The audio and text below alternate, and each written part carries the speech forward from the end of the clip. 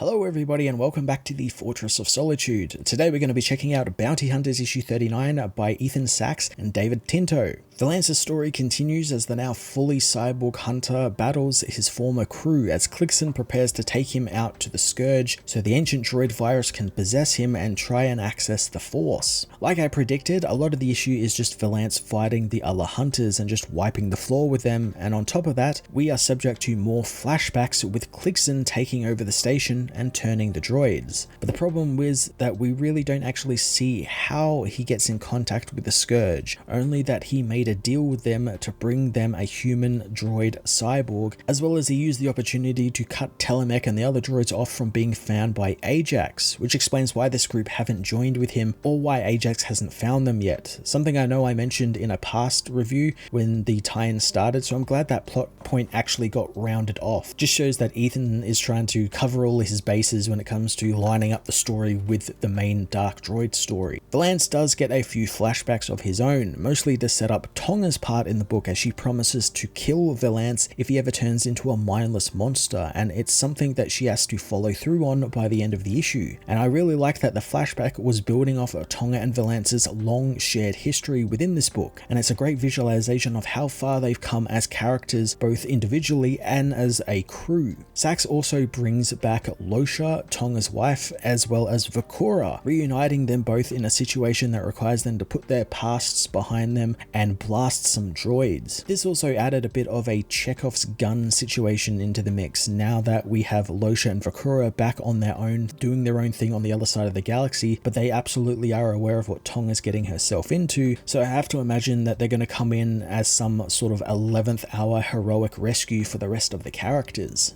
I'm totally fine with these characters coming back as well. I thoroughly enjoyed the redemption arc that Sachs wrote for General Vakura, and then also tying her into Losha and Tonga's storyline was really well done. And of course the book is finishing with issue 42, so getting the old gang back together that we started the book with for a few more issues to round it all out is just kind of bringing it full circle, and it feels like a really good move. I'm hoping with 2 issues left in the tie-in we actually shift focus back onto Valance, since right now he's just a MacGuffin and not a character, which I guess is kind of like what the story is trying to tell, like the Scourge has taken his character away. But I really kind of was hoping, as I said in my review for the last issue, that we would actually get to go into Valance's head and see his humanity fighting back against whatever the Scourge is, whatever visualizes as the Scourge, and him trying to fight back to get his memories of Yura back, except we haven't had any of that. And again, it's just so strange that Ethan Sachs would do that, since over the course of these 39 issues he's done and made sure to do really good character development on all of these characters and actually give them time to breathe as characters and not just throw them into one piece of action after another. Bounty Hunters issue 39 was a little bit better than the previous issue. It still had a lot of problems, especially with how it handled Valance and basically turned him into a non-character, as well as its reliance on flashbacks, although the flashbacks this time actually served a purpose and actually rounded off a couple of plot points that I was looking forward to seeing and hoping that they would have actually come back to, which they eventually did. I'm looking forward to seeing where this story goes now, with the book finishing at issue 42, as well as Valance also crossing over into the main Dark Droids book now that he's possessed by the Scourge. So I'm looking forward to seeing where his character goes from here on out. I'm going to give this issue a 6 out of 10.